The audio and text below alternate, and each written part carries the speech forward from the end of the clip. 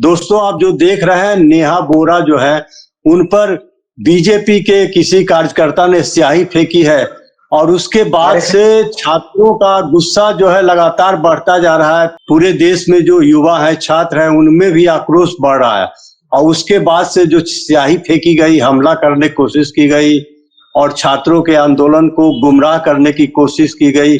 उसके बाद से जो वहां पे रांची में जो प्रदर्शन कर रहे हैं छात्र, उनमें भी गुस्सा बढ़ रहा है। तो इसी मुद्दे पर बात करने के लिए हम आपके साथ दानिश की वहां आंदोलन कर रहे हैं, उसमें जोर शोर से हिस्सा ले रहे हैं।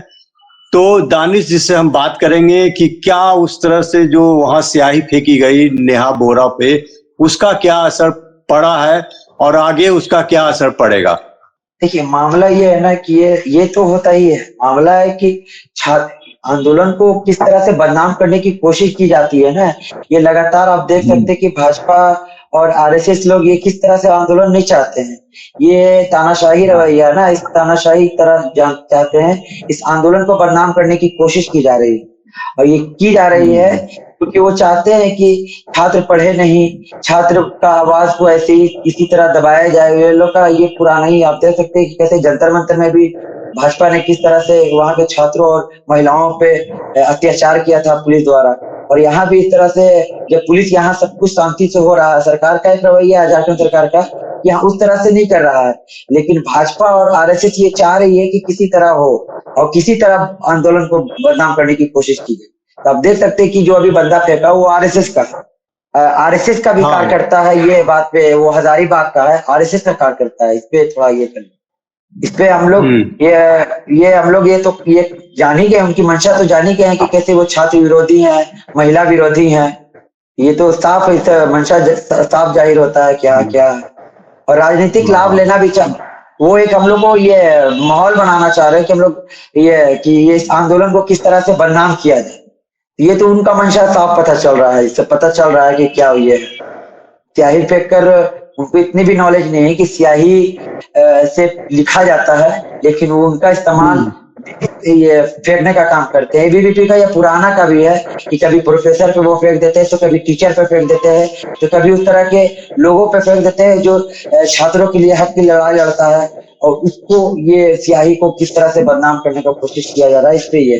तो इसको लेके क्या जो आक्रोश है छात्रों का, वो क्या बढ़ा है कुछ? और जो एक तो स्याही फेंका तो एक तरह से छात्र तो और ज्यादा एकजुट हो गए होंगे या उनमें जो आक्रोश है वो बढ़ गया होगा। हाँ, नहीं, आक्रोश तो एकदम स्वाभाविक बात है कि बढ़ना ही चाहिए, कि नहीं चाहिए। इस तरह का जो है ये छात्रों की बदनामी नहीं है, इस देश की भी बदनामी हो रही है। ये जो मीडिया, ये जो अभी जो न्यूज बनी है, इंटरनेशनल न्यूज बनी है, इस पे क्या छवि जाती है कि किस तरह से महिलाओं को अपमान किया गया है और किस तरह से छात्रों का अपमान किया गया। ये तो पूरे देश शर्मसार हुआ है, कल पूरा देश शर्मसार हुआ है। इस पे तो हम कह सकते हैं कि झारखंड को बदनाम करने की कोशिश की गई है। पहले तो यहाँ बदनाम करने की और भी साजिश हो जा रही थी कि यहाँ के छात्रों को, यहाँ के झारखंडियों को किस तरह से बदनाम करने का कोशिश किया गया था। लेकिन कल का जो घटना घटा है, आरएसएस ने यहाँ खास करके झारखंडियों को बदनाम करने का भी कोशिश किया गया कि दिल्ली से आई साथी है और लोग भी आए हैं, और किस तरह से ये मतलब झारखंड का किस तरह से बदनाम करने का कोशिश किया गया।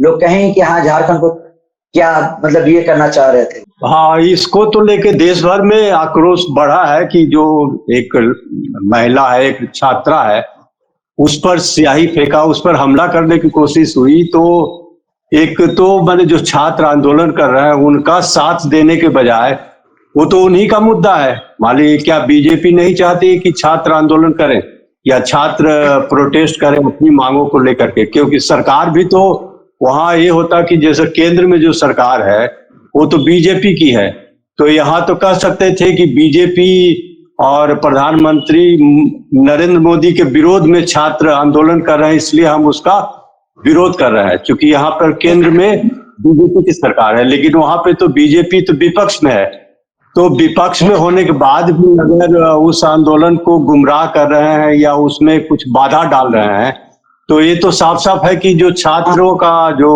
हक है, जो छात्र अपने हकों के लिए अपनी मांग को लेके आंदोलन कर रहे हैं, उनको ही आप बाधित कर रहे हैं उनके काम को, बजाय कि आप उसमें सहयोग करें। तो क्या ये मतलब वहाँ के लोगों से आपने कुछ बात की होगी कि किस तरह से लोग उस पे रिएक्शन दे रहे हैं, कि कैसा फील कर रहे हैं, कि क्या मतलब लोग बीजेपी उसको बांटना चाहती है, या बीजेपी का जो छात्र विंग है वो उसको बाधित करना चाहता है क्या? हाँ, मैंने ये तो एक घटना है कि जिस एक छात्र नेता जो है उस पर स्याही फेंकी और उसको बाधित करने की कोशिश की या बदनाम करने की कोशिश की। तो क्या ऐसे और भी कुछ ऐसे वाकया हुए हैं, कुछ ऐसी घटना हुई है नहीं जिससे लगता है कि बीजेपी इससे काफी नाखुश है, या उसमें ज्यादा फटाहट है कि बीजेपी का जो एक मुद्दा था वहाँ उसको भी लेफ्ट पार्टीज ने इसको ले लिया अपने हाथ में? नहीं, ये बात नहीं, ये एक्सपोज है, ये शिक्षा विरोधी है, ये छात्र विरोधी है, ये महिला विरोधी है। अगर इनको छात्रों से लगाव रहता, ये नीट के लिए भी ये प्रदर्शन करते। लेकिन नीट पे देख सकते हैं कि नीट पे परीक्षा क्या झारखंड के लोगों ने नहीं किया था क्या नीट का तैयारी, मगर उनके हक में भी क्या इन्होंने किया? नहीं किया। लेकिन आज अभी देख सकते हैं कि हम लोग जब एसएफआई खास करके इस पे जब बढ़ चढ़ के इसमें भाग लिया और इसको ये किया, हम लोग सिर्फ जेपीएससी और जेएसएससी का ही मुद्दा नहीं उठा रहे हैं, हम लोग यहाँ लगातार जो झारखंड में शिक्षा का बदहाली है उस पर भी सवाल उठा रहे हैं। यहाँ पे देख सकते हैं कि बहुत सारे विद्यालयों में शिक्षकों की कमी है। हम लोग का जो मांग था कल, हम लोग एक जेपीएससी और जेएसएससी के अलावा भी हम लोग का कुछ और मांग था। यहाँ जो शिक्षा का मामला था कि शिक्षक नहीं है, विद्यालय में शिक्षक नहीं है। पिछले 2 सालों से 2024 और 25-26 का जो स्कॉलरशिप है, छात्रों का छात्रवृत्ति भी नहीं मिला है, इसका भी हम लोगों ने मुद्दा उठाया है। ये तो आप साफ साफ देख सकते हैं कि कैसे ये एक्सपोज हो चुके हैं। ये छात्रों से कोई उनका मुद्दा नहीं है। एसएफआई और जो उनके अलायंस में जो लेफ्ट ऑर्गेनाइजेशन है वो तो साफ साफ छात्रों के हित में है, चाहे सरकार किसी का भी हो। मेरा कल एक बात भी हो रहा था, पत्रकार हमसे पूछ रहा था कि आपकी सरकार है तो आप क्यों हैं? तो मैंने तो उनको साफ साफ ये बोल दिया कि सरकार खास करके एसएफआई किसी सरकार की नहीं है, वो सिर्फ छात्रों के लिए है। छात्रों की हक की बात होगी, एसएफआई हमेशा खड़ा रहेगा और हमेशा स्टूडेंट के लिए खड़ा रहेगा। तो हम लोग तो ये तो साफ साफ कह दिए कि हम छात्रों के लिए हैं, महिलाओं के लिए हैं, हम तो यहाँ लड़ेंगे उनके लिए, सरकार चाहे किसी का भी हो। मगर एबीवीपी हो या आरएसएस हो, ये तो उनका साफ साफ पता चल गया कि ये सिर्फ करनी में और कथनी में कितना अंतर है। वो कहते हैं राष्ट्र शक्ति, युवा शक्ति और देश शक्ति का बात करते हैं, मगर विद्यार्थियों पे कैसे वो छात्रों पे इन स्याही फेंकने का काम किया है। आप देख सकते हैं कि कल का जो स्याही फेंका गया है, यहाँ के जो छात्र हैं, हमारी जो साथी लोग हैं, एसएफआई के लोग हैं और लोग भी जो हैं, उन पे भी छात्र पड़ा है। तो ये तो कह सकते हैं ना कि ये झारखंडियों के भी नहीं, ये झारखंडियों के भी नहीं है, ये छात्रों के भी नहीं है, महिलाओं के भी नहीं है, और इनको कोई मुद्दा से लेना देना नहीं है। ये गुंडा प्रवृत्ति के लोग हैं, ये तो सिर्फ गुंडा ही करना चाहते हैं। और देखिए सबसे बड़ी बात है ना कि धर्म का आड़ लेके, मतलब इतने अच्छे पवित्र नारे का नाम लेते हुए, जय श्री राम का नाम लेते हुए किए, इतने अच्छे रिलीजन का नाम लेते हुए भी किस तरह से ये रिलीजन का भी विरोधी है, ये रिलीजन को भी बदनाम करने की भी कोशिश कर रहे हैं। जय श्री राम का नारा एक मतलब समझिए कि श्रद्धा के लिए लिया जाता है, लेकिन यहाँ इन लोगों ने नफरत के लिए ये इस्तेमाल करने का कोशिश किया गया है। तो हम कह सकते हैं कि ये छात्र विरोधी भी है, धर्म विरोधी भी है और महिला विरोधी तो है ही है। और इनके गुरु कहते हैं मोहन भागवत जी कि जेएनजीओ से बात करो, लेकिन एक तरफ देखिए कितना दोहरा चरित्र अपनाया जाता है, और अपने ही आरएसएस के जो लोग हैं, उनके जो बंदे हैं, वो जेएनजीओ पे स्याही फेंकने का काम करते हैं। तो कह सकते हैं कि मोहन भागवत का भी डबल स्टैंडर्ड का बात आता है। उनका जब खुद आरएसएस का लोग नहीं बात मानता है तो उनका कौन बात मानेगा? हम अभी आजकल देख रहे थे कि ये मोहन भागवत बोल रहे थे कि एंटी नेशनल नहीं बोला जाता, ये नहीं है, मगर कल का जो ये भी हुआ, हम लोगों को किस तरह से गोदी मीडिया भी हम लोगों को बदनाम करने की कोशिश की गई है। हमारी साथियों के साथ और हमारे साथ भी बदतमीजी किया गया है। इंडिया टीवी के पत्रकार लोग और लोग भी जो है, जो मेन स्ट्रीम मीडिया है, वो हम लोगों के साथ भी बदतमीजी की तरफ ये किया गया है। हम लोग को जानबूझ के ढकेल रहे थे, जानबूझ के ये कर रहे थे ताकि किसी तरह मतलब भगदड़ मचे और इस आंदोलन को बदनाम करने की कोशिश की गई है। आप देख सकते हैं कि दिल्ली के बगल में जंतर मंतर था, कितना था, 200 मीटर दूर था, लेकिन कोई मीडिया नहीं गया। मगर आप देख लीजिए कि 1300 किलोमीटर दूर यहाँ आके क्या कर रही है, यहाँ क्या कर रही है, हमको क्या है? उनको ये दिख गया कि यहाँ पेपर लीक हो गया है, लेकिन दिल्ली के जंतर मंतर में जब हो रहा था तो वहां नहीं दिख रहा था। तो ये तो साफ साफ पता चल रहा है ना कि इनका जो, अगर हम लोग सोशल मीडिया अगर नहीं होते, स्वतंत्र पत्रकार नहीं होते, तो अब तो आंदोलन तो जंतर मंतर से इन्फ्लुएंस होकर यहाँ ये हो रहा है। अब छात्र जाग चुके हैं और इनको छटपटाहट हो गया है, चाहे वो आरएसएस हो चाहे वो भाजपा, उनकी नींद उड़ चुकी है कि अब उनके झांसे में नहीं आएंगे। उनके जो ये क्या नारे हैं या उनका ये में उसके नारे में नहीं आएंगे। उन्होंने जो धर्म का सहारा लिया था और खुद डलो राज करो का जो नीति था, हम लोग अब जाग चुके हैं, जेन ज़ी जाग चुका है। इसका तो सीधा साधा मैं कहता हूं कि दिल्ली का जो जंतर मंतर था उसका ये आंदोलन से ये असर पड़ा है। अब देख सकते हैं कि यूपी में स्कूल के बच्चे, और झारखंड में आप देख सकते हैं, मध्य प्रदेश में और भी कई जगह पे आप देख सकते हैं कि स्कूल के बच्चे यानी जेन अल्फा भी अब किस तरह से अपनी बात को रख रहे हैं। ये तो हम कह सकते हैं कि अब हम लोग जाग चुके हैं, अब आपके झांसे में नहीं आएंगे। लेकिन आप देख सकते हैं कि आंदोलन को सबसे पहले तो ये बदनाम करने की कोशिश की गई। हम पिछले 10 दिनों से जब आंदोलन में थे तो वहाँ जो सो कॉल्ड आरएसएस और बीजेपी के लोग हैं वहाँ कहते थे कि वहाँ जुनैद की बिरयानी है और यहाँ मंदिर का भंडारा है। ये तो बदनाम करने की कोशिश की गई, ये तो नाकाम हो गया। वहां के हम लोग ने भगा दिया उन लोगों को, छात्र ने वहां भगा दिया कि नहीं, इस तरह का यहाँ नहीं चलेगा।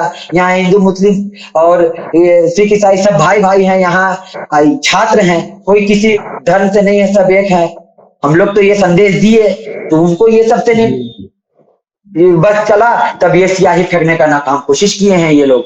इससे तो ये एक्सपोज होता है कि आगे तो किसी तरह आंदोलन को तोड़ो, बदनाम करने की कोशिश करो, उसके बावजूद भी अगर आंदोलन हो रहा हो और ये इनके झांसा में नहीं आए हैं तो इन पे अटैक, ये तो उनका साफ है। हम तो कहते हैं कि अगर इस तरह से, और सबसे बड़ी बात है ना कि सरकार जो है, सरकार स्टूडेंट से वार्ता करने के लिए तैयार है।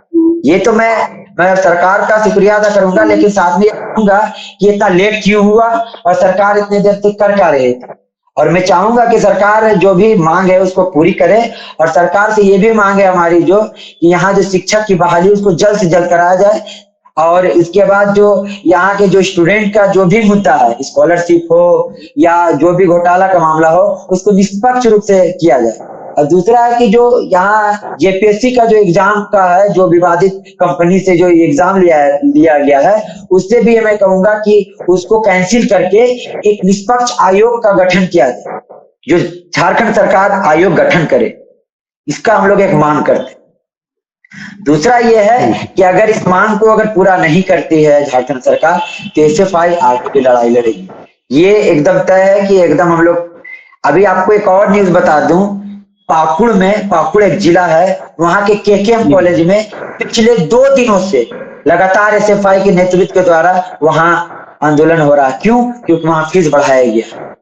वहां हम लोग लगातार वहां आंदोलन है, हालांकि ये मीडिया नहीं दिखा रही है, हम लोग देख रहे हैं, हम लोग लगातार वहां सवाल उठा रहे हैं।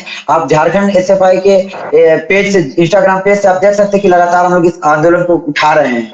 हम चाहेंगे कि आप जैसे पत्रकार भी इस मुद्दा को उठाएं कि पाकुड़ जिले में भी आंदोलन हो रहा है। वहां लोग अभी बरसात में बैठे हुए हैं, तालाबंदी करके हम लोग कॉलेज को बंदी किए हैं, और एसएफआई द्वारा वहां चल रहा है, वहां पाकुड़ में भी चल रहा है केकेएम कॉलेज फीस के खिलाफ।